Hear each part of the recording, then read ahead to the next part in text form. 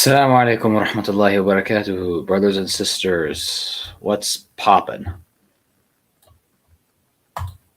What's up? Alhamdulillah, I just got done with a really long but really beneficial, very uh, encompassing discussion with some brothers. May Allah bless them. Was very productive, very informative, very beneficial indeed. Right now, I'm just quite literally just kicking it back, soaking it in. You know, alhamdulillah, I don't got work tonight. I'm off tonight, so that's cool. Yeah, working graveyard shifts is it's not easy. I know what you're gonna say. Oh, you're younger, you're stronger. Fair enough, alhamdulillah, but still not easy.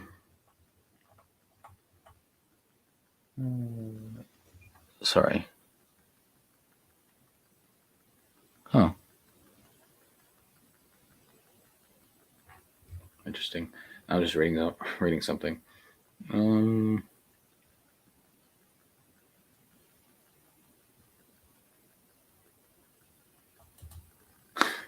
just reading something posted by Daniel Hakikachu. Doing dawah is easier than I'm sorry, I can't speak. Doing dawah is easier than ever. Just point to the endless dysfunction destroying the world and say, see, this is why Islam is the way it is to prevent this. Subhanallah. Excuse me. And a sensitive throat. Not as sensitive as it was a week ago, but still, it's like 0.2%. What's up, Max? How you doing? Let me actually, I think I'll go ahead and I'll just respond to my most recent response video. I'm responding to my response video. Anyway, let me see here. Did I respond to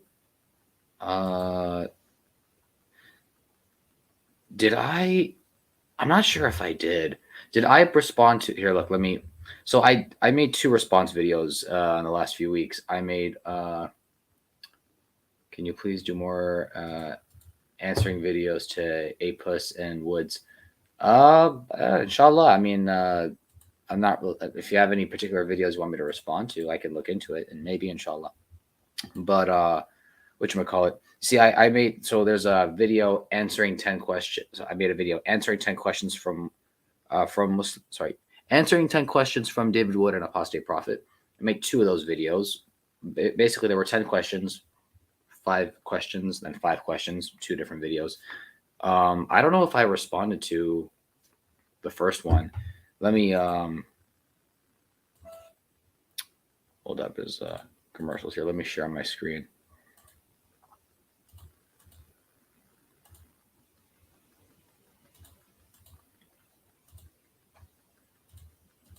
There we go.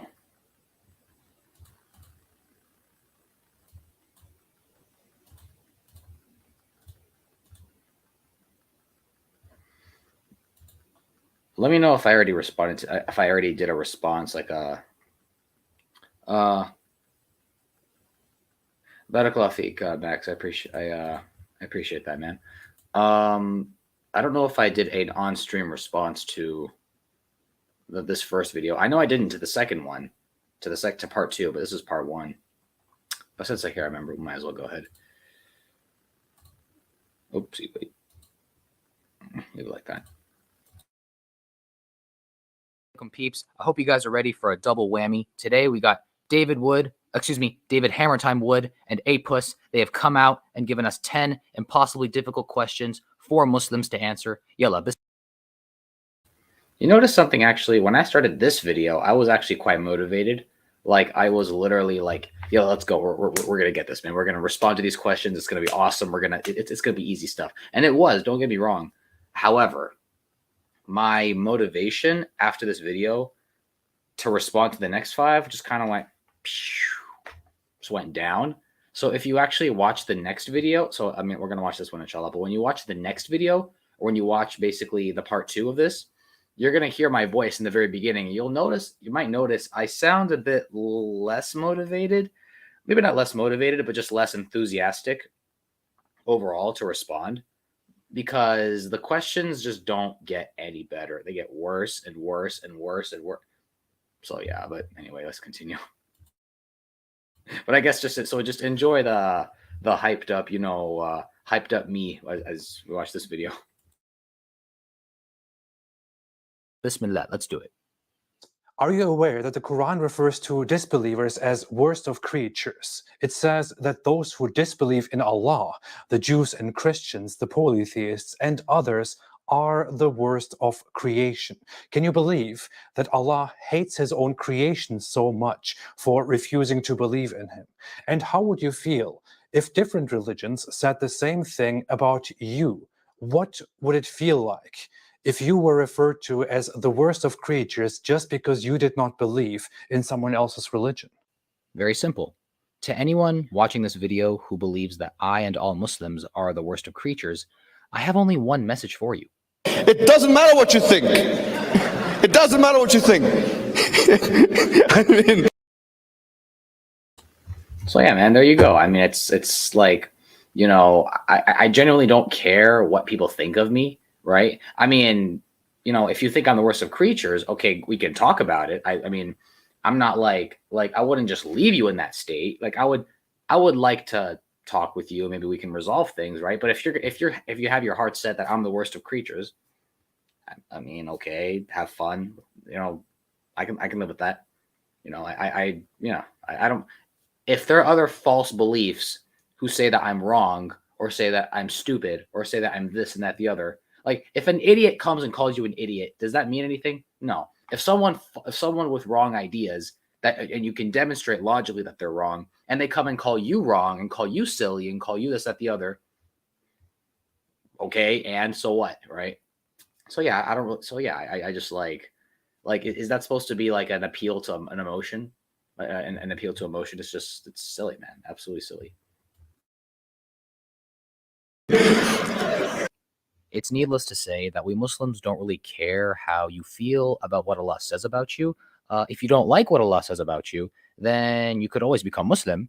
But if you're not willing to do that, then don't complain. Why doesn't it bother you that all of your See, this is why my motivation just started to go down very quickly. apologists are liars?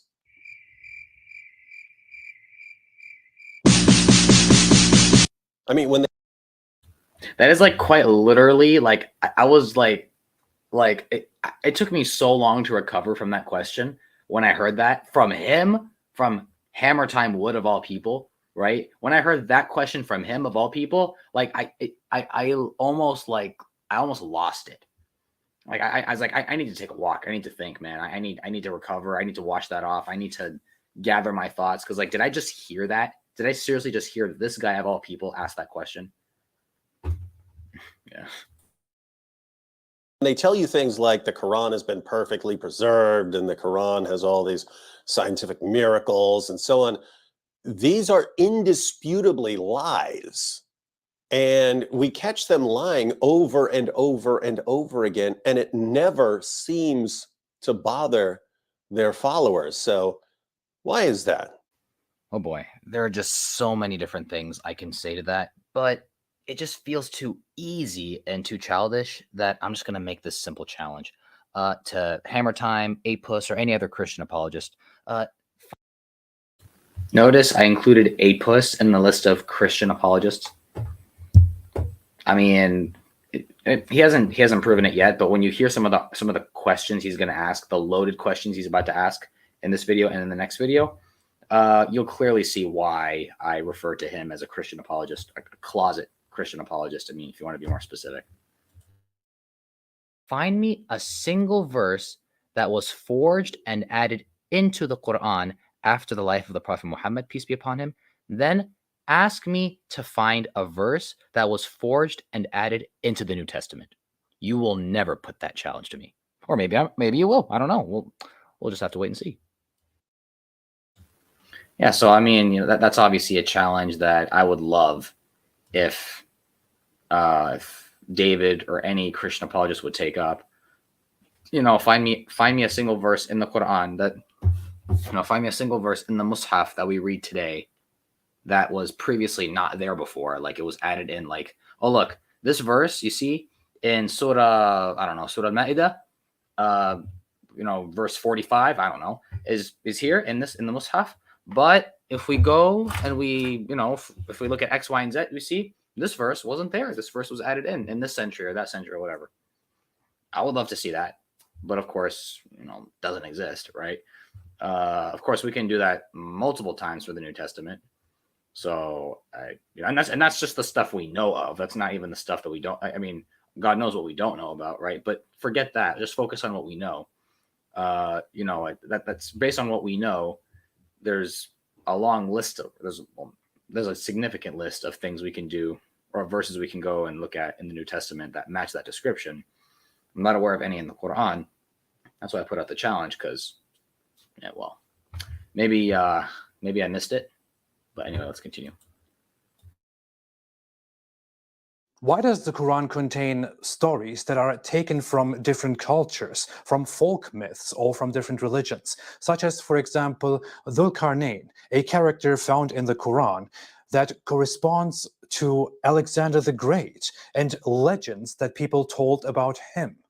What about the people of the cave, for example? People who went into a cave and slept there for a few hundred years. The information found in the Quran about them is not even very clear, but this is a folk tale taken from Christians, things that they told to each other. These things made it into the Quran because people asked Muhammad about these things. He had no answer. He went away, probably got those answers from somebody, and then told people about these things, and they were then included in the Quran. If you're going to answer your own questions, at least do so without using. Yeah, I mean, I was like quite shocked when I heard that. Like, I had to literally rewatch it. I'm like, wait, did he just answer his own question? You know what I'm saying? I don't. That was, yeah. Included in the Quran. If you're going to answer your own questions, at least do so without using logical fallacies. This is known as the post hoc fallacy. Just because B comes after A, that doesn't mean B came from A. Why do you listen to your apologists and scholars when they contradict your God and your prophet? Take an issue like what the Quran says about the Bible. The Quran affirms the inspiration, the preservation, and the authority of the Jewish and Christian scriptures. But your apologists and your scholars tell you that the Bible's been corrupted because they know that the Bible contradicts the Quran. So, I mean, sorry, I got distracted about what Apus said before, but I think I answered it pretty clearly. Just because B comes after A doesn't mean B came from A, right? That's that. This list in particular here that David's giving, this is what's interesting here. And so, who do you believe here? Do you believe your God and your prophet, or do you believe your scholars and apologists? And every single time you go with mere human beings who are contradicting your God. Well, I see a number of issues here. Some of it's a mix of truth and falsehood, and the rest is just pure falsehood. Take Surah 18:27, for example. Yes, nobody can change the words of Allah, but people can misattribute words to Allah. Regarding what the Quran says about what the Torah and Gospel actually are and what the Christians and Jews actually have, I'll go ahead and leave a YouTube short I made in the description below. But I mean, David, you of all people should know that we don't need the Quran to know the Bible's corrupted. Come on, you know what I'm talking about.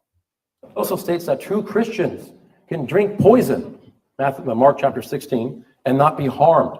As far as the mark, that comes from the end of Mark, which practically every scholar, every Bible scholar in the world says was not authentic, that this was a later addition.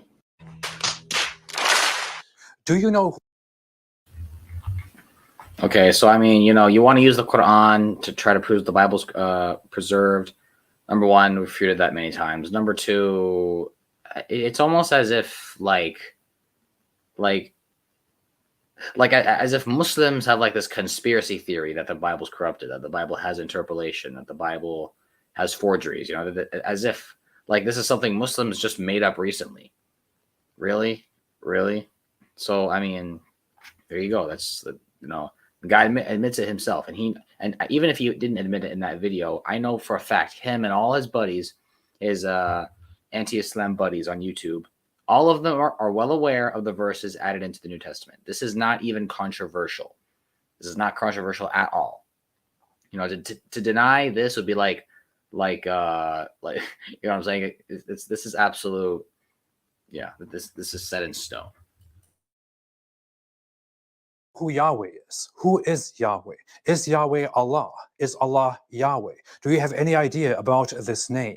Is it not strange that the Abrahamic God, the biblical God, is known as Yahweh because that is his name according to the tradition, according to the text, according to the belief? So if you guys recall earlier when I said that his being a Christian apologist is going to get exposed, here you go. He is using the Bible as the standard. He's saying, why don't you guys know what Yahweh is? Why don't you guys call God Yahweh? I don't think he said that exactly, but basically, why aren't you guys aware of the name Yahweh? Why do we have to be? I mean, the Quran doesn't mention Krishna and Vishnu. Does it have to? Right? You get what I'm saying? Now, just to be clear, we're not saying that the name Yahweh doesn't. We're not saying that Allah doesn't have a name called not called Yahweh, but basically, we're not saying that Yahweh can't be a name of God. We're not making that claim. We don't necessarily believe that the 99 names of Allah subhanahu wa ta'ala, as far as I'm aware, are the only names that Allah has, as far as I'm aware, right? There's, you got what I'm saying? However, my point is he's using the Bible as the standard. And so this is where, and it's going to get worse by this. This isn't even like the best example in the video. There's going to be more examples, inshallah, where he just hands down, just using the Bible as the standard for truth.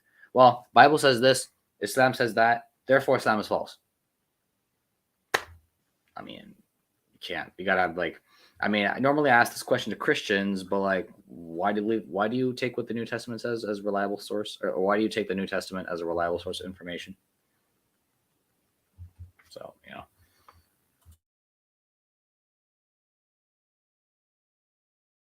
I forgot to share the screen. There we go. God is known as Yahweh because that is his name according to the tradition, according to the text, according to the beliefs. But yet Islam is completely unfamiliar with this name. You are completely lost when it comes to this name. And you should be aware of this name because the Quran itself contains figures like John or Jesus or Elijah, whose names praise Yahweh. And according to the Quran itself, Allah gave some of those names. So Yahweh was very important. But you don't know who Yahweh is and what Yahweh is. What is all that about? Very simply, if it's found in the Bible and it doesn't contradict the Quran, and the Quran is silent on the matter, then we are silent on the matter.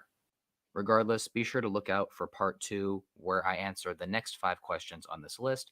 Hope you guys enjoyed this. Let me know what you guys think in the comments below. I really appreciate it.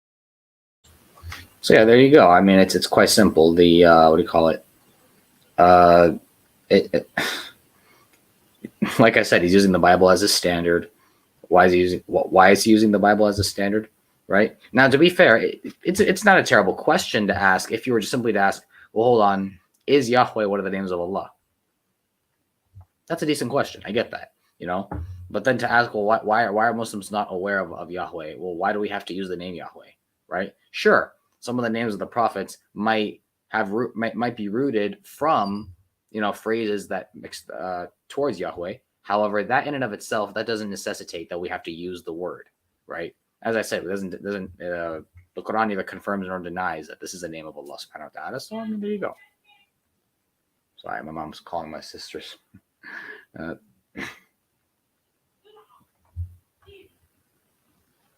Sorry.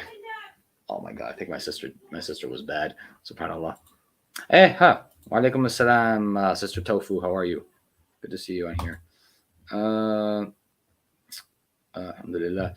But yeah, 100%. So people were asking, someone even messaged me hey, you realize you were it was a brother I haven't known for a very long time. He's hey, why did you refer to A+ as a Christian apologist? I thought he was an atheist. And I was I mean, he says he is, and he might as well be. But I mean, he might as well be considered a Christian apologist if he's going to use Christian standards, right?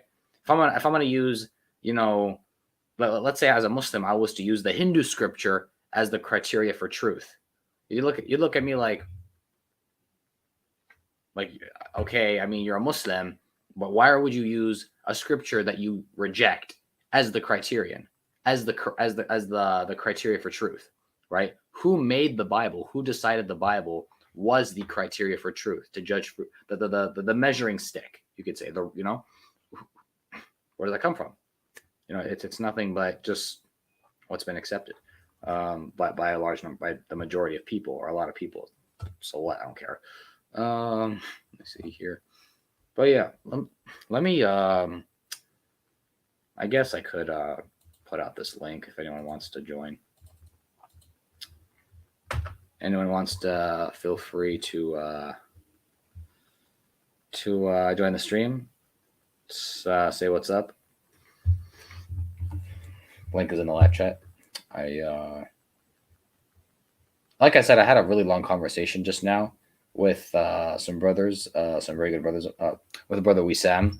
He, what do you call it? We had a long conversation about supposed prophecies of Jesus and the crucifixion in the New Testament. In the Old Testament, prophecies within the Old Testament. Very long conversation. We spoke about Isaiah 53. It's only 12 verses or 13 verses, right? It's not a very long passage, but we spoke on it for hours on end, right? And well, I mean, he did most of the talking, to be quite exact. However, right, we asked a lot of questions. We went through a number of sources. It was, oh snap! I feel bad. Oh, that's you, Wissam? I had no idea. Oh snap! Now I feel bad. I mean, how was I supposed to know? No, seriously, how was I supposed to know, man? Let's see, it's very strange that he's bypassing all the secular scholars who say Yahweh was the secondary god of the Canaanites. I actually didn't know that. Interesting. I see. That makes sense. I mean, your son's account, as far as we're concerned, is your account, man. I mean, come on, you pay for the internet, you run all that stuff. You pay for the phone that kid's using, or the computer, whatever. Oh man, I'm just like, oh man. Hey, imagine right now if I was to start imagine if I was just to start criticizing Wissam, saying, oh man, he said so many wrong things. I mean, this was wrong, that was wrong, that was wrong. He'd just be listening to this like, okay, all right, I'm coming. He'd just come after me later on. I'm just kidding. Alhamdulillah. Oh man, Sister Tofu, I felt bad because Wissam was here and I didn't give him salam. That's what I felt bad for. You know what I'm saying? I mean, in my defense, how could I have known? Let me see here. This account is half biblical scholarship and half Roblox? Really? That's a very strange recommendations, when you go on YouTube and you basically obviously YouTube recommends typically things that you enjoy watching, that you watch continuously, right? So if you watch a lot of I don't know, Transformers, you're going to get a lot of Transformers videos. If you get a lot of, I don't know, Ninja Turtles. If you watch a lot of Ninja Turtles, that means you're probably going to get that notification. If you watch a lot of stuff about biblical scholarship and Roblox, then, well, obviously you're going to get those notifications, right? That's how it works. And if you watch a lot of Dawa over Dunya, you're going to get Dawa over Dunya suggested to you. So there you go. Now you guys know what to do. Let me see here. I knew that was Wissam, but didn't want to. Okay, interesting.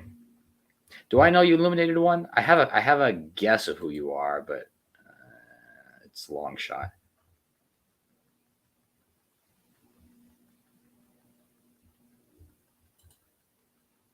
I'm gonna hop on. No homo. You didn't have to clarify, Brother Wissam. You could have just kept it right. You could have just left it there. You didn't have to freaking. SubhanAllah. Anyway. Hop onto the stream event? Okay, well, the link is in the live chat. Alhamdulillah, feel free to come on. But yeah, man, 100%. That was, do you guys want to go through the part 2 of the video? Do you guys want to save that for later? I might maybe I'll just do it tomorrow. Because mind you, I have I'm off work tonight and also tomorrow night, alhamdulillah. So maybe I'll save that for tomorrow night, inshallah. Or I mean, I can always. It's not as if like I won't have anything else to do tomorrow. I can always find something else to talk about on stream. But I do enjoy going over my previous content, just kind of giving you guys like a little bit like in between the line, like helping you guys read between the lines a bit. Give a little background between each scene, between each part of the video. Like, and especially the second part two, in my opinion, I actually like a little bit more because you can actually hear it in my voice. Like I was just like my microphone. I had my microphone and I'm just sitting there recording like, Assalamu alaikum, brothers and sisters. We're back for part two. Like I was just not motivated at all. I was like, okay, you know what? I made a part one. I can't not make a part two. So, and the man himself arrived. Assalamu alaikum, ya Wissam. وعليكم السلام ورحمة الله وبركاته. كيف الحال؟ You okay, man? Did you just run a mile? No, bro, I just ate some very spicy stuff. Oh, same thing. Whatever. Oh. You have did you have some like Thai food or some spicy tuna? No, man, I love spicy condiments, although my tolerance is very low. What is this thing called? Oh, I see. You Some put sort some of habanero sauce. Probably like a chili dog. No, it's called El Yucateco, extra hot with 3 X's. That's very specific, Wissam. Very specific. Yeah. But anyway, Tastes man. awful. Alhamdulillah. No, but I mean, I think I was just. Have you been here since the beginning of the stream? Because I can't tell because I didn't know it was you. I wasn't even paying attention. Oh, you were. You've been here since like almost since the beginning. Maybe like half the stream, I think. No, I got here a couple of minutes late. Maybe You were already in the midst of refuting some of their questions. Oh, okay, fair enough. Oh, I remember the exact point you were talking about. Sharrul Bariya. About the worst of creation. The worst of creation. Yeah. Fair enough. Okay, but yeah. By the way, I'm curious. What did you think of that? Because obviously you've seen the video as you were watching right now, right? What did you think of? First of all, I have a question. Have you seen part 2 yet? The sequel, no. Sequel, okay. You wanna firstly, what do you think of what we've seen so far? Well, first of all, barakallahu so feek. beautiful. I can hear him crying. He's just like crying. It's like so beautiful. It's just so beautiful. Exactly, I had to bring tears of joy to see this young mujahid, mashallah, refuting these things when the old heads should be doing it. May Allah bless you. Barakallahu feek. I was genuinely confused for him. I'm like, what are you talking about? Like for half a second, I was genuinely confused. No. Well, I'm very very impressed. I enjoyed making the video. I enjoyed making this video for some time, but eventually my motivation went away. And I'm not gonna lie, I did not want to make the second video. I was just like, do I have to, man? But like some people sending me WhatsApp messages like, yo, man, when's this gonna come out, man? Come on, we've got to see part 2. We want part 2. Come on, let's go. And I was just like, man, I'm starting a job soon. Man, look, I'm starting a college class soon. Like I got stuff coming up, man. I don't want to deal with this. Mashallah. But I was just like, all right, fine. I made a part 1. I can't not make part 2, right? It's like those movies that end on a cliffhanger and then they just don't make a part 2 and it just everyone hates them for forever. Or shows, yep, exactly. Yeah, I don't want to be one of those. No, may Allah bless you and your time and the effort that you make. And you too as well, man. You too. I mean, we spent the last. I mean, obviously, we spent the last few hours on Clubhouse, discussing basically the prophecies, quote unquote, specifically Isaiah 53. Bro, I did not think we were. I said this before. I did not think we were going to go that long on that. I mean, I'm glad we did. Just to be clear, I'm glad we got all that information. But I was genuinely shocked at like how much there was underneath the surface of every single verse, like literally every verse. I was mind blown, Yeah, because usually you have to deconstruct where it's been referenced, the grammar, how it's been misused, the different ways that it either applies or doesn't apply, the very minute details about the syntax and stuff. So most of those things you'll find that you can talk for. I mean, there have been I guess, entire libraries dedicated to that topic. Probably. They write books about this stuff, man. Entire books. I mean, Yeah, it's like, I recommended one by Catherine Dell. If you haven't read it, I definitely recommend you read it. I just checked earlier and it's still available online for free. It's called The Suffering Servant in Deutero Isaiah by Catherine Dell. does she argue that the suffering servant is the people of Israel? No, it's Jeremiah. Oh, she argues for Jeremiah. Oh, okay. Yep. Interesting. All right, cool. Did you want to? I'm curious. Did you want to? I mean, would you like to react live to the sequel? Sure. That'd be great. Actually, hold on. I mean, I've never done that before. The only, I mean, I don't really get to. There's only one or two people like I know like on WhatsApp who like I've heard them respond to my videos like live, and it's like I'm not gonna lie, I enjoy hearing people's live reactions, but you know. So do I. Wallah. Well, no, because I mean, look, it's like, I mean, alhamdulillah, it's not hard to make. Like these aren't hard to make, but they do take some time, you know. So like I enjoy hearing. I just enjoy hearing people enjoy it. Okay, like I mean, you know, it's just What's like wrong, when you What's when you put work into something, when you see people enjoy it. I mean, naturally, you know. Allergies? My eyes is hurting. Oh, that's because you. Oh, sorry, bro. That's my son. I figured Oh, that's not the case. hey. It is. Oh, Assalamu alaikum. Say salam alaikum. Assalamualaikum. Alaikum assalam. What's going on, man? How you doing? Come here, little bro. Hey, come here. Philo. Is that Philo? Yeah. Oh, Say wow. hi. Oh, that's a cute guy. Oh, wait, hold up. I know what to do. And Hold apparently my son has allergies to him, so he might not last. What? You're saying Apus is an idiot? Well, we all know that.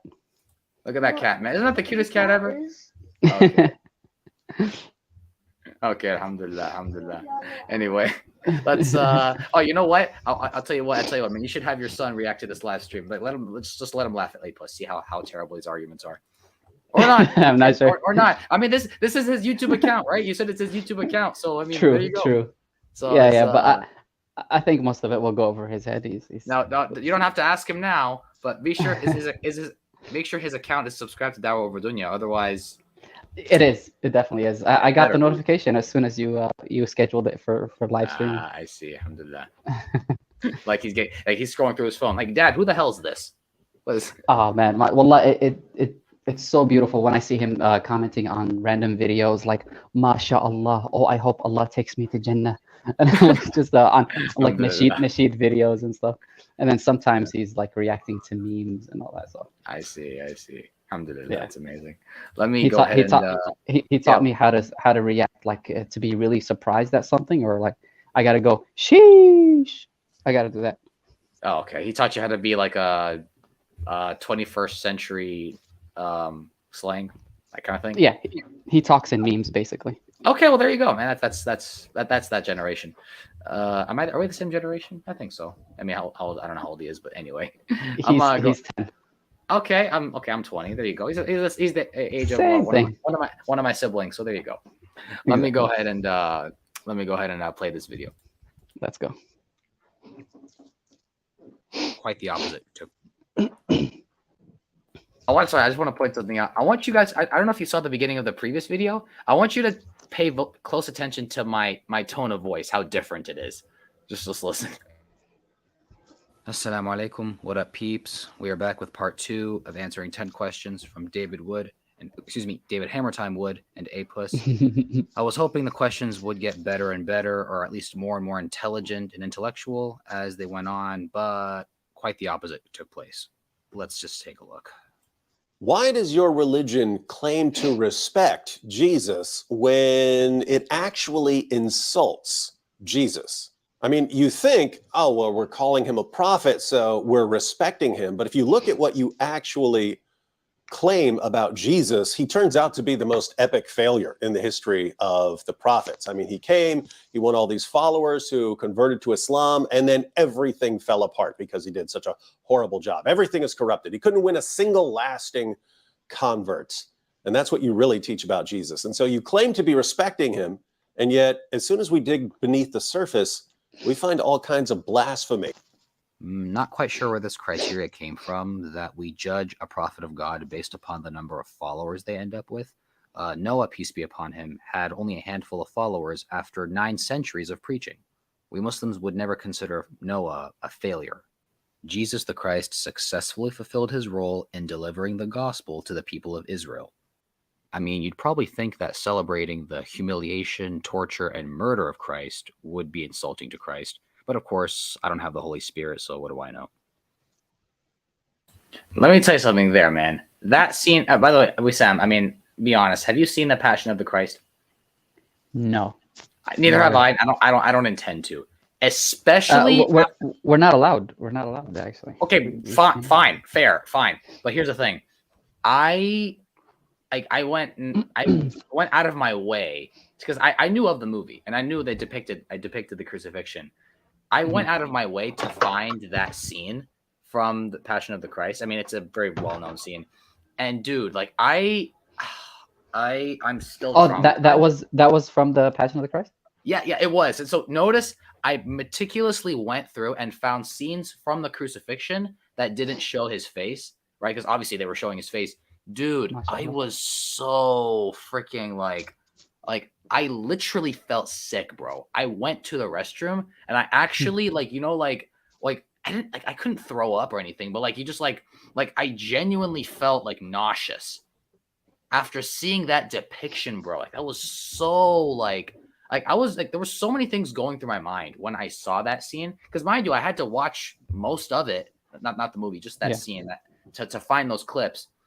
And dude, I was so disgusted. I felt nauseous. And not just that, I was so confused. I'm like, this is what people celebrate? That's what people celebrate, like on Easter and all that stuff, right? On those holidays, when they think of Christ, when they do the, they do the cross thing. I'm not going to do it. They do the cross thing on themselves. I'm like, that's what they think of? I'm like, I was so, and not just that. Like, bro, every time I'll give you an example. Today when I went to class and I drove past an Orthodox church actually, and they actually had like a big cross like on the like right there, like on the entrance. I drove by and like, dude, that scene just popped back in my head and I was like, oh man. Like, is it just me who thinks that? No, I mean it's a common actually there is a scholar.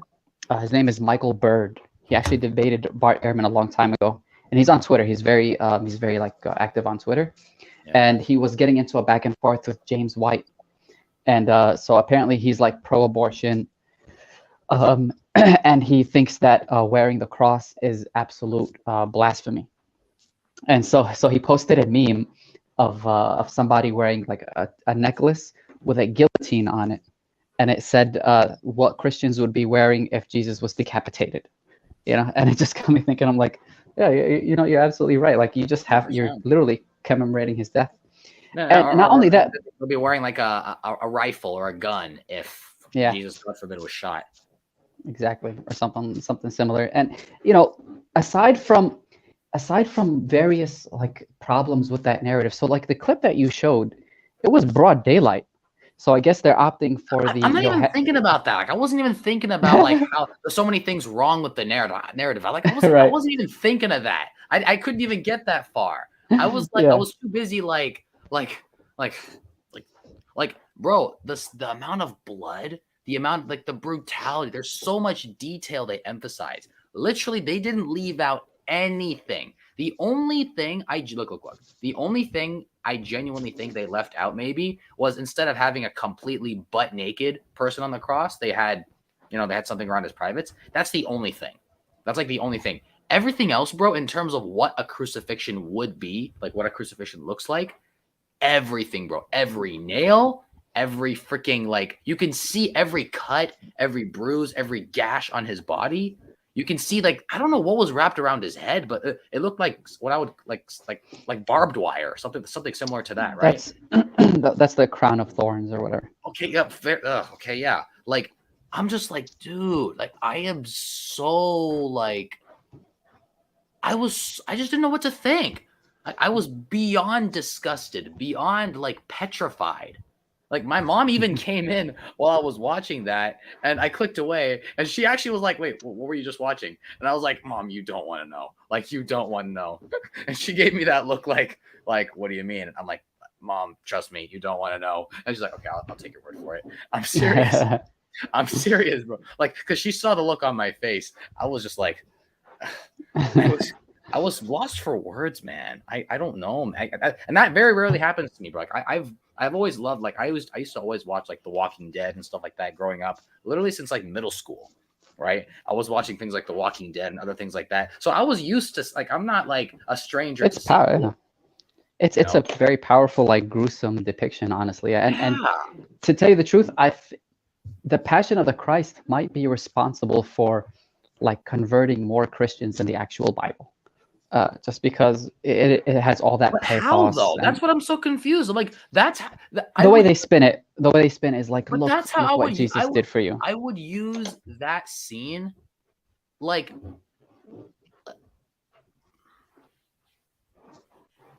I don't know. I really don't know. Like how you can see that and feel like happy or like thankful or like or Yeah, anything. you'd want to forget it.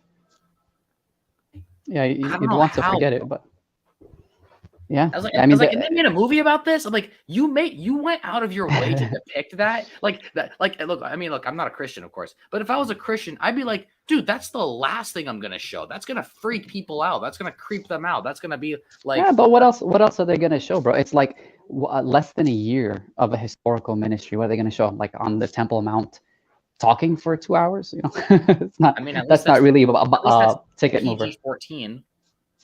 Yeah. At least. No, you're right. I mean, and there's so many different inaccuracies about it, but the whole point. That's a whole other conversation. I wasn't even thinking of that. That's another layer to that's another adding insult to injury, but adding insult to injury, pun intended.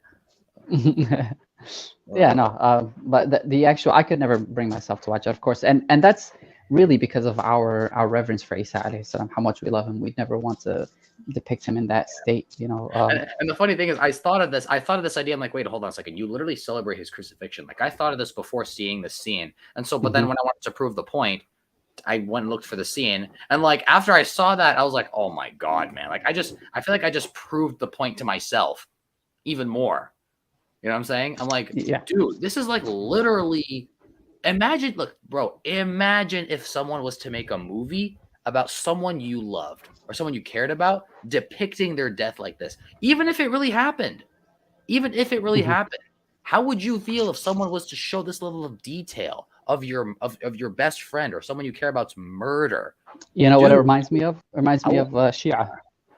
Reminds me of Shia and what they do with Hussein.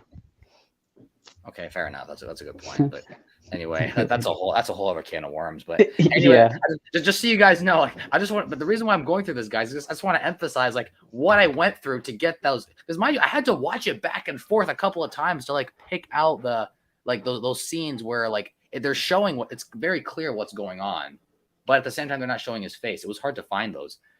Like, I went through hell, bro, to get those scenes. Not because it was hard to find, it's just because it was hard to watch. I'm still traumatized. Anyway, let's continue.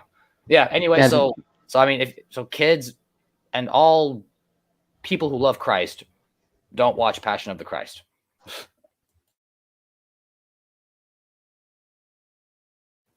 What about the Kaaba? In Islam, the Kaaba is extremely important. It is seen as the first house built for mankind in the name of Allah. According to the Islamic narrative, it was an extremely important by the way, house. Allah values it so much. It was. While we were on the topic of disrespect, maybe next time, inshallah ta'ala, we can make a room. This is like one of my favorite topics about the actual way that outside of the crucifixion and stuff, that Isa alayhi salam is depicted as like a very cold-hearted, disrespectful, person who goes around cursing people, calling them idiots, and stuff like that in the Gospels. So you have him, like us, and all of the Gospels. I mean, you have the most blatant example of him being, disrespectful to his mother is in the Gospel of John. Where the author copies Achilles Tatius's rendition of Dionysius, where Mary tells him that there's no more wine, so that we should leave. And he says, "Woman, what have I to do with you? My time is not come yet." Well, he calls her woman. Yeah. Yeah, he calls her Janeka, and he tells her basically, "Stop irritating me. What have I to do with you?" That structure in Greek is used to denote like, "Hey, I have nothing to do with you." You know, that's your mother. That's I the remember God bearer. I remember like a debate from Speaker's Corner where Ijaz Ahmed he was talking to Hyena Trash, and basically he said something like, I forgot what he said. He's like, X, Y, and Z woman. He's like, and if you think that's rude, well, that's how Christ Right. is mother in the New Testament. So if you think I'm being rude, then your God was being rude. But Yes, yes, I remember that. That was beautiful. That was very timely. But yeah, so there's another incident in the Gospel according to Matthew, where a disciple of his, one of the 12 disciples, he asks, Jesus walks by him, and he says, "Come follow me." And he says, "My father just died. Can allow me to bury him, and then I will come follow you." And he said, "Leave the dead to bury the dead, and come with me." You know, compare the respect that the Prophet ﷺ had even for the dead of the hypocrites, like Abdullah ibn Ubay ibn Salul, that he gave an honorable burial to. And this person is saying to his disciples, saying, "Let the dead bury the dead and come with me." Like, just like leave your dad to rot there, or have somebody else take care of his death. There's another example where somebody invites him to his home, and they just see that he doesn't wash his hands before eating, which is already rude. And then instead of gently describing to them, like the Prophet ﷺ, about why he didn't wash his hands in the parable that he was trying to demonstrate to them, he says, "You foolish, ignorant generation, don't you know that it's what goes..." He's in their house. They invited him for dinner. Like, he's a guest in somebody's house, and he's talking to them. That's not how we.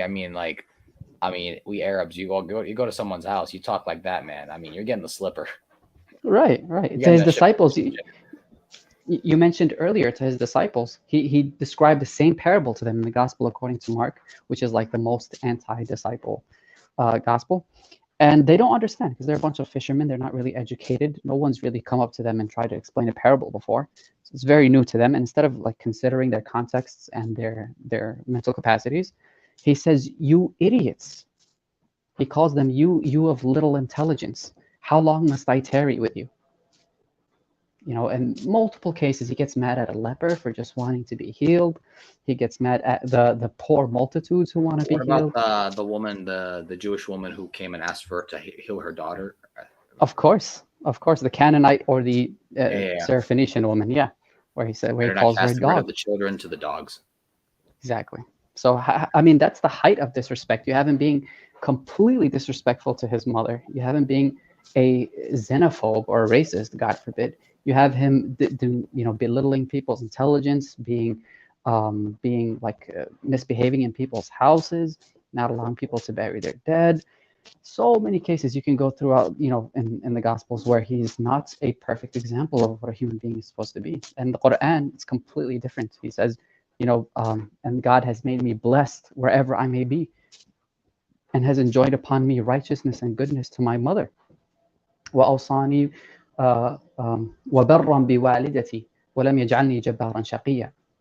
So this might be like an actual explicit refutation of the gospel account, because because he's talking from the womb, and he's saying, "I will never be, undutiful to my mother." This might be something that is actually directly countering that narrative. So if he wants to talk about disrespecting Isa, there's no text in the world. That No. I mean, there's just so many things wrong with that. I already showed a couple of things wrong with that. All that stuff you just, and again, adding insult to injury, pun intended. Anyway, yeah. What's up? Oh no, nothing. I'm saying, but the way you addressed it was really good too. About like the head counting aspect of it, like saying that he was a failure because he didn't get a lot of followers. Right? Noah, 950 years. Yeah. 950. Yeah, that's right. I said 9 centuries. It's more than 9 centuries. Yeah. Mm-hmm. Yeah. Yeah. Let's continue this. was built for humanity, for the people to come there and to circle this cube. But yet, when we look at the actual history, we have no historical records, nothing about the Kaaba. Abrahamic religion, biblical religion, and tradition is entirely disconnected from the Kaaba. The very prophets and books that Islam refers to from the past are entirely disconnected from the Kaaba. And all we have is that the Kaaba is a pagan temple adopted by the Muslims. Just one problem. We have zero archaeological evidence for the existence of Abraham. That's an argument that can be used against Muslims, Christians, and Jews. And of course, it's no surprise that such a collaboration between an atheist and a Christian would only take place if the atheist was forced to use the Bible as the criteria for truth. But inshallah, do check out my YouTube shorts where I respond to the argument of the Quran supposedly affirming the Bible. What do you mean when you say that Muhammad was the greatest man who ever lived, or at least among the greatest men who ever lived? This is a guy who had sex with a prepubescent 9-year-old girl. He took the wife of his own adopted son after causing the divorce by lusting after her. He bought, owned, sold, and traded Black African slaves. He tortured a man for money. He allowed his followers to beat their wives into submission and to rape their female captives and to hire prostitutes. You could make a list of the worst things a human being can do, and Muhammad did a lot of things on the list. So these are normally things we would mean that a good person doesn't do. So what in the world do you mean when you call Muhammad great? Well, that list was interesting. Some of it was mix of truth and falsehood, but most of it was just pure falsehood. To keep this video short and sweet, I'll just go ahead and leave links in the description below answering each of these individual points. And I did, just to be clear, actually, if you scroll down, I included all these links here just for the sake of, because I mean, like, wait, but I thought he didn't like apologists lying. Like, what the heck was this ballad of fabrication? That's the point. Exactly, I man. go to that, but I mean, bro, there's just like we would be here forever. Well, maybe not forever, but I mean, you know, we'd be here a long time to go through each of those points. Can I share one story, real quick about David Wood in particular? This was actually like. So I was like in my younger days, like, you know, a little while after embracing Islam, I was still a little bit shaky in my faith. And I remember watching a debate between David Wood and Ali Atai. I always wanted to thank David Wood for this. Oh, was it that one from the one that you mentioned about Mark chapter 16? Yeah. Yep. And so during the debate, he mentioned a hadith that Ali Atai, he didn't really, he never came across before, about the Prophet ﷺ supposedly hitting Aisha, right? That he struck her, causing her great pain. And that was the first time I ever found that hadith too, like from David Wood's lips. And so I'm like, oh my God, does it really say he hit her? You know, causing her great pain. And so, and Ali Atai, he didn't know how to respond. So he just said, you know, was it intentional? We don't know the context, yada yada. And so that really gave me a lot of shubahat. So after the debate, I went and tried to look for the hadith. And I was absolutely shocked at what I saw. Are you aware of the context of the hadith? Yeah, Ramzi? Well, first of all, hold on a second. It doesn't say. First of all, the word hitting isn't used. There's two things. One, the word hitting isn't used, or maybe if we're thinking of the same hadith, maybe not. Yeah. It doesn't say that. That's just his arbitrary translation. It says. What was it? Shoved. Lahadani. Lahad. It doesn't say darabani. Mish darabani. Lahadani. Right. There's a huge difference. That's the first thing. Right. So lahadani is not the same as darabani. Darabani would mean he hit. Lahadani, I think, would be like to press or to apply pressure, yeah. Something like that. But anyway, on top of that, funny enough, I think prior to that, the Prophet ﷺ was going out somewhere, and Aisha followed him or something like that, and I forget what he was doing. And then he came back, and what I remember, I forget exactly what words were exchanged. Nothing bad, but then I remember the sentence directly after. It says he quote unquote hit me, which he doesn't say that, lahadani, which means to press or apply pressure.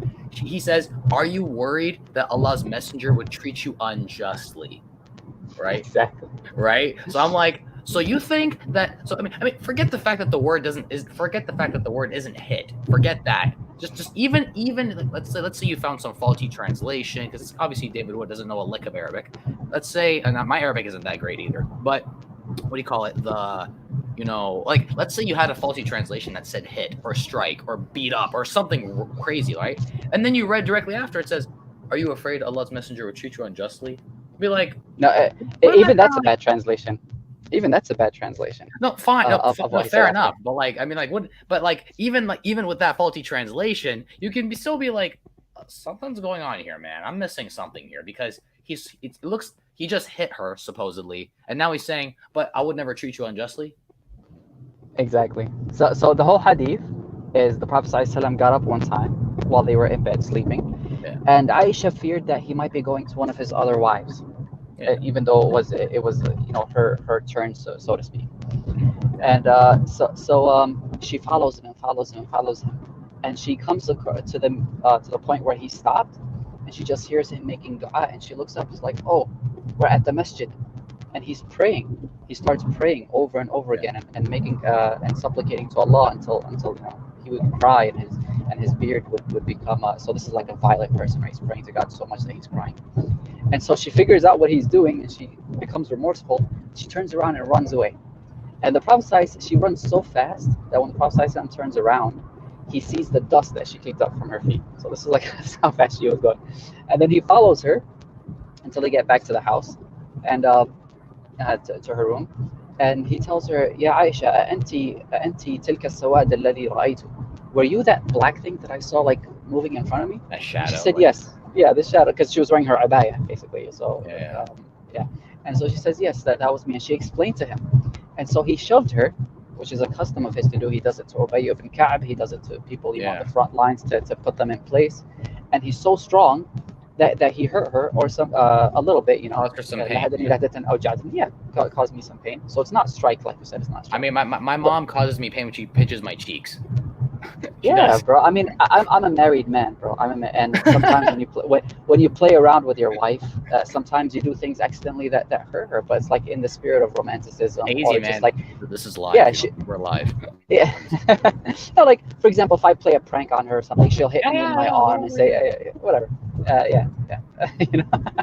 And then so he said, like you said, but the actual translation is أظننت أن يحيف الله عليك ورسوله. Did you ever think that I would do anything to harm you? Did you ever think that I would do anything to oppress you or to harm you? أظننت. So what kind of sense? And that hadith, by the way, does not exist in an abridged form, to where David Wood would be justified. You would give him the benefit of the doubt of saying, oh, he found this abridged version that just says Aisha narrated, he hit me and he hurt me. The hadith only exists in the long form with the entire context. Right. So he had to have seen it. But what he did was he chopped it up, and he assumed that Ali Atai would not be familiar with it, and then he presented it in a way where he made the Prophet ﷺ look like an abuser.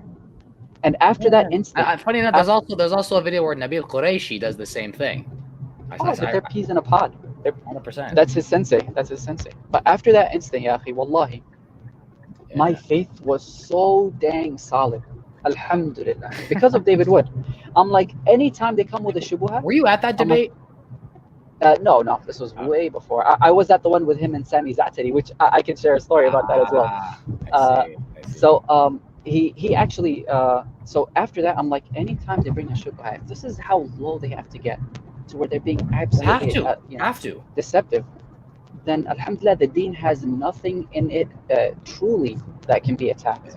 Bro, I've personally, I've dealt with this too. Maybe not to that level, but like for example, my first ever response video. Sorry, not my first ever, but one response video I made about. Do you remember the response video? I don't know if you saw it about. Well, I can't remember my own video. SubhanAllah. What was it? Not satanic verses, suicide. The Prophet ﷺ supposedly wanting to commit suicide, and he quoted, I think it was Tariq al-Tabari, and he made a very bold claim that the Prophet was doing X, Y, and Z. I literally went to Tariq al-Tabari. Nothing. There's not even a lick of a reference there of like indicating what David said. Like it's not even to the level of like, oh, he's reading in between the lines of it. No, he's literally making. I'm watching my language, but he's making bleep up. He's making crap up completely, just out of nowhere, out of his rear end. Like I'm looking at the source. He gave the page number, and I'm like, yeah, this is the story. Yeah, the story he's talking about. But what are you talking about? There's nothing here. Like, do you really think like do none of his audience look this stuff up? Nobody looks this up. Nobody. Oh, snap! Wissam is gone. I think his internet's gone. But anyway, what do you call it? I'm like, do people not look these things up? Do people really like nobody out? Okay, I know most people don't. I get it. Most people just want to watch the video and don't want to go and do the research. But I mean, dude, the guy had hundreds of thousands of, because he gave his channel away, but that's a different discussion. He had hundreds of, I know we sound, by the way, you're out, by the way. I was talking to the audience. What do you call it? What I was saying was, I'm like, dude, David has a large following, or at least he did before he gave his channel away, right? He had a large following. I'm like, seriously, nobody was out there like clicking on, like writing the stuff down and like looking it up. Nobody. Because literally so many, the example you just gave, the one I just gave about Tariq al-Tabari, I'll tell you what the claim he made. He made the claim that the Prophet ﷺ was engaging in a pagan ritual, right? He claimed that the Prophet ﷺ, when he was in Ghar Hira, and he's gone again, Wissam is gone again, but in that video, David Wood had claimed that the Prophet ﷺ, when he went to Ghar Hira, when he went to the cave up on the mountain, he was engaging in a quote-unquote pagan ritual. But when you go to Tariq al-Tabari, and to the reference he used in the video, nothing to indicate that. Absolutely nothing. There's nothing. All it says, he went there to pray and to ponder. That's it. Nothing else. Wissam bouncing back and forth between the stream, and I don't know where the hell he's going. But that's okay. Sorry. Okay. Can you hear me? No, I can hear you, yeah. But basically, Okay. I was just sharing the similar experience I had, where he claimed something explicit, very specific, and there's no indication of it in the source that he gives. Absolutely none. So But what he brought up with Zayd and Zainab, he made a big deal about it in the debate with Sami Za'atari.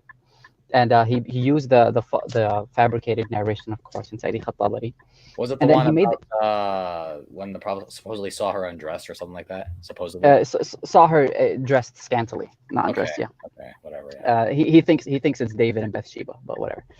So he tells him, and then he says, look, and then he makes a statement where he makes it seem like the Prophet ﷺ enticed Zayd in order to get him to divorce his wife. That hadith, not that hadith. There's an authentic hadith where he said, "Keep your wife, keep your wife." Hadith. It's the Quran. No, it's in the hadith. Surah That's true. It's in the Quran as well. But there's also a hadith, if I'm not mistaken. There's also a hadith. Yes. As well. Yes. But it's in the Quran as well. Yeah. Yani he told him, "Amsik alayka zawjika wattaqi Allah." So I asked him, listen to this, bro.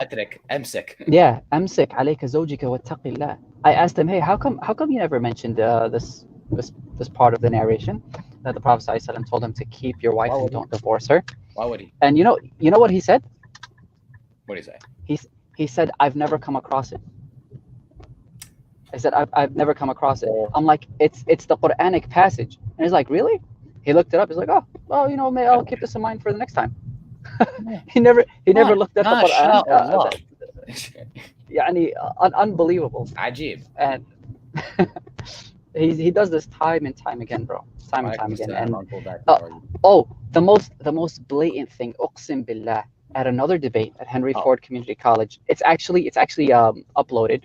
You can watch it between him and Sami Za'atari. This guy's talking about the jizya, right? He's talking about the jizya, and during his closing remarks of his conclusion, he said, this is how the jizya is to be taken in Islam. That the non-Muslims have to come groveling on their knees. You're supposed to grab them by the beard and punch them in the face and take the jizya. He actually said this, ya akhi. Wallah al-azim. He said that the jizya is supposed to be collected this way, and that's how wahum saghirun is to be interpreted. Where the hell did he get that from? Like, I'm looking around, I'm trying to figure it out. Like, no source, nothing? Did you give a source? He got it, ya akhi, from a book of fiqh that relayed an athar to Imam al-Nawawi in the 13th century. That is not even authentic. Imam Sorry, Nawawi. repeat that one more time, just for my sake. I think a Shafi'i book of fiqh that Okay. relayed a supposed quotation of Imam an-Nawawi that is not authentically attributed to him, and he said this is how it's to be taken in Islam, based on a problematic someone who thinks he's quoting Imam an-Nawawi in the 13th century. I'm sorry, Wissam. I meant to remove the sharing from the stream. I accidentally removed you for like a second. Oh, it's all good. What was the last thing you heard? No, we heard what you said. We pretty much heard what you said, but we heard most of this. Oh, yeah. So he just saved it for his closing remarks, and everybody was just like left bewildered, and because nobody had any time to refute him or to, and I doubt most of the Muslims there had any access to be able to like go and look where this came from. But that's literally what he said. He's the biggest shaitan in the entire planet. Let's actually, because I have to go in a minute, but I want to finish this video. We're almost done. Why do you trust Muhammad? Why do you think he is a reliable prophet? Why do you consider him a final messenger? Islam tells you that he is the final messenger. He's perfectly guided by Allah, the most perfect human to ever walk the face of the earth. But when we look at the reality of things, we see that Muhammad suffered from situations that look like he had mental problems. It looks like he had a brain problem or mental problems, which gave him a lot of suffering. Revelations that he received, which are Quran verses, gave him a lot of suffering, a lot of pain. Why is that how Allah reveals his scripture to Muhammad? Needless to say, none of the symptoms listed would clinically necessitate that the Prophet, peace be upon him, had a mental condition. And of course, anyone with even a single functioning brain cell knows that suffering does not in any way, shape, or form negate trustworthiness. Why do you get mad at us for... This is my favorite one. This is my favorite one in one sense, but it's also the worst one in another sense. It's just watch. Can I just mention something real quick? Okay. It is absolutely disgusting that David Wood would allow him to say that on the same stream. Like, they'd have to kind of conglomerate and use anything against Islam, even though it refutes their own texts. Ladies and gentlemen, when Paul saw Jesus, supposedly, he was blinded for 3 days. He became blind for 3 days when he saw the light of Jesus. But we said that's okay. That's fine, because it was from like this. It was so bright. It was so beautiful. It was so nice. Like I don't know. Like that's probably what they're gonna say. Maybe, bro. But that's just they're both atheists or they're both Christians. You got me there. I don't know. But this is. I'm gonna say this. This is my favorite one that's coming right now. That's my favorite one because the answer was just so easy. Trustworthiness. Why do you get mad at us for telling you the truth? Are you stupid or something? Well, folks, that does it. 10 questions for Muslims, all answered, clear as day. I look forward to the next Q&A with the two of you, Apus and Hammer Time Wood. But until then, Assalamu alaikum wa rahmatullahi wa barakatuhu. I think it's needless to say from my voice how unmotivated I was by the end of that. And I was just like, and I'm like, okay, like after I recorded that, I'm like, oh, I'm gonna have to edit this now, man. I'm gonna have to go through all this now and edit this. Like, anyway, man, that was I got it done. I got it done. And of course, you guys, if you guys want to check it out, of course you can. You're here on my channel. You can check it out. It's right there on my channel. If you go to videos, you'll scroll down a little bit. I've done a few streams since then, so I might have to scroll down a little bit, but you'll find it. But anyway, Wissam, what do you think, man? Thoughts?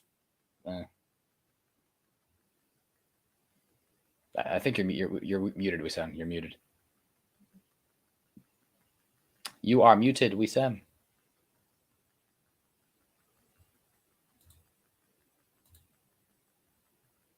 I don't think he realizes he's muted. Wissam, you're muted, bro. Okay, maybe he can't. Maybe he can't reach his phone. All right, but anyway, brothers and sisters, I'm gonna go ahead and he's gonna come back any second. Watch. I'm gonna go ahead and I need to go eat something. Actually, my mom's gonna kill me, if I don't go eat dinner. But I hope you guys enjoyed this stream. Just a little chill out stream. I might do another one tomorrow. We'll see, inshallah. Will I do another one in maybe an hour or two? Maybe. Don't count on it. If I'm up for it, I might do another stream within the next couple hours, maybe, but don't count on it. But inshallah, I might do one tomorrow. There's a good chance of that. But regardless, I'll catch you guys later. Wissam, Jazakallah khair for Wissam for coming on, and also for the long conversation we had on Clubhouse. Absolutely amazing. Replays were on. You guys can go check it out. But anyway, hope you guys enjoyed this. And if you guys also, guys, I'd appreciate it if you guys haven't seen the video. If you guys have seen the video, like obviously you guys have all seen it because you've been watching, please go to the video, and if you can drop a like on the video, that would still be very, very beneficial.